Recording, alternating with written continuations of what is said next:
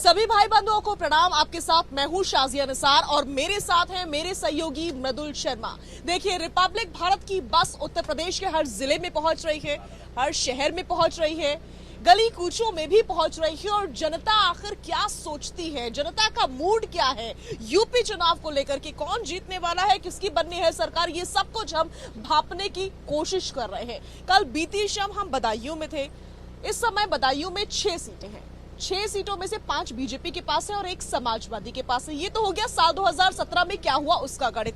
लेकिन साल 2012 में यही 5 सीटें समाजवादी के पास थी मृदुल, और 1 बीजेपी के पास, जो कि बिल्कुल उल्टा हुआ साल 2017 में। अब सियासी गणित क्या कहता है वो समझा दीजिए।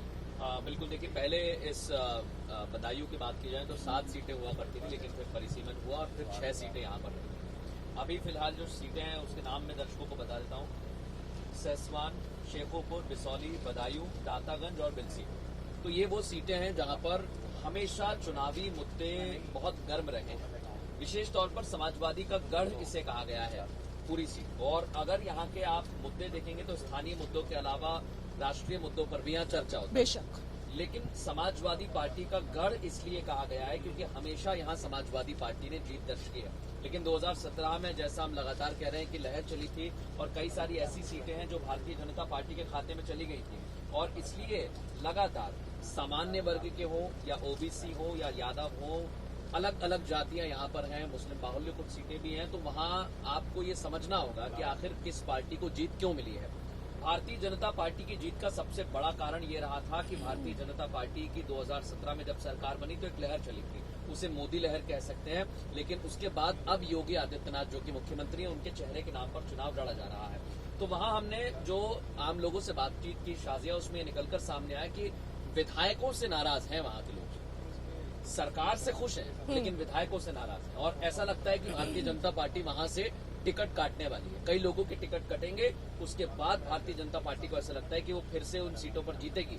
लेकिन इस बार डगर इतनी आसान नहीं है। पिछली मर्तबा आप जरूर 6 सीटें जीत गए थे, लेकिन इस बार कठिन डगर रहने वाली है। चुनौती आपको समाजवादी पार्टी देगी क्योंकि उनका ये गढ़ है। बिल्कुल, समाजवादी का गढ़ है। लेकिन फिलहाल साल 2017 के इलेक्शंस में, जैसा कि मृदुल ने आपको बताया कि मोदी लहर चली और बीजेपी ने ऐसे में अपनी धाक जमा ली। वो सिर्फ बदायूं में नहीं हुआ, बल्कि इससे पहले कई जगहों पर हुआ। वो जगह जहां पर हम जा चुके हैं, हमने आपको बताया कि आगरा में क्या हुआ, हमने आपको बताया अलीगढ़ और वृंदावन में क्या हुआ। इसके अलावा हमने आपको ये भी बताया कि हाथरस में क्या हुआ, और अभी हम आपको बता रहे हैं कि शाहजहांपुर में साल 2017 में क्या हुआ और कैसे हुआ। अब आगे आगे क्या होने वाला है ये तो हम आगे जाकर ही देखेंगे। लेकिन फिलहाल का जो हमारा अनुभव है वो यही कहता है कि जनता विकास के मुद्दे को लेकर के सीरियस है। दूसरा, अगर हम बदायूं की बात करें तो लॉ एंड ऑर्डर का मुद्दा काफी उठा था कल की डिबेट में। बिल्कुल, देश भर की नजर उस खबर पर थी।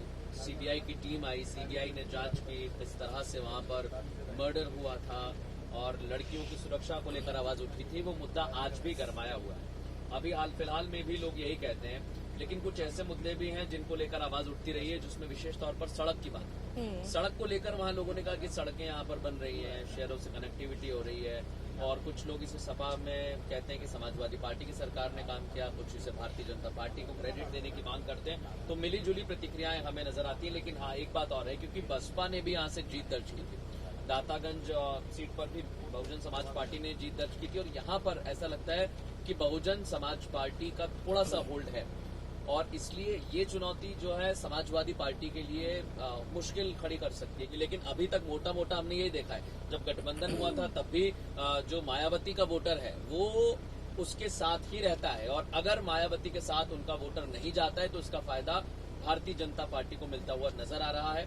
इसलिए हम कह रहे हैं कि 2-3 सीटों पर मुकाबला खड़ा हो सकता है, लेकिन बाकी सीटों पर समाजवादी और बीजेपी के बीच ही मुख्य मुकाबला। बिल्कुल, और इसका उदाहरण आपके सामने मैं आगरा को रखना चाहूंगी उदाहरण के तौर पर, क्योंकि आगरा को दलितों का क्षेत्र कहा जाता है, दलितों का गढ़ कहा जाता है। लेकिन वहां पर फिलहाल बीएसपी का कुछ अता पता नहीं है, वहां पर बीजेपी का ही बोलबाला नजर आया। तो ये उदाहरण है कि जब मायावती का वोट बैंक खिसकता है तो इसका फायदा सीधे सीधे भाजपा यानी कि भारतीय जनता पार्टी को होता है। खैर, चुनाव में कौन जीतने वाला है, कौन सरकार बनाने वाला है ये तो भविष्य ही बताएगा और ये भविष्य के गर्भ में ही छुपा हुआ है। लेकिन फिलहाल हमारा क्या अनुभव है, क्योंकि हम हर रोज लोगों से मुलाकात कर रहे हैं, उनसे जान रहे हैं, उनके विचारों को समझने और सुनने की कोशिश कर रहे हैं, तो वो अनुभव हम ग्राउंड जीरो से आप तक लेकर जा रहे हैं।